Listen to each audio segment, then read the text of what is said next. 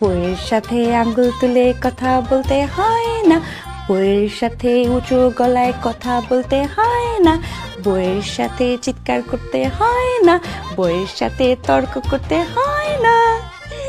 বুঝছো আমার ছোট বাচ্চা? বুঝছো না? লক্ষ্মী বাচ্চা।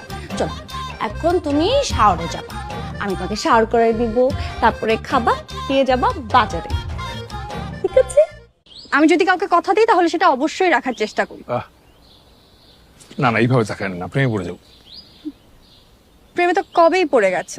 আমি তো প্রেমে পড়িনি, প্রেম আমার উপরে পড়েছে।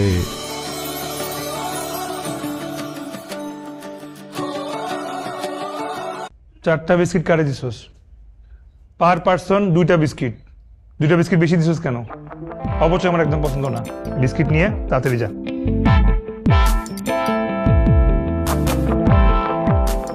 এক বালতি চা দিছোস কারে? আমি চা খাই এতটুকু, এতগুলা চা মানে এতগুলা চিনি, এতগুলা লিকার নষ্ট করছোস। ভাইজান চিনি আর চাপাতি তো বেশি দেই নাই, পানি একটু বেশি পড়ছে। পানির কি দাম নাই? পানির কি বিল দিতে হয় না? আমার মিটার ভরতে হয় না? তুই বেশি বুঝোস।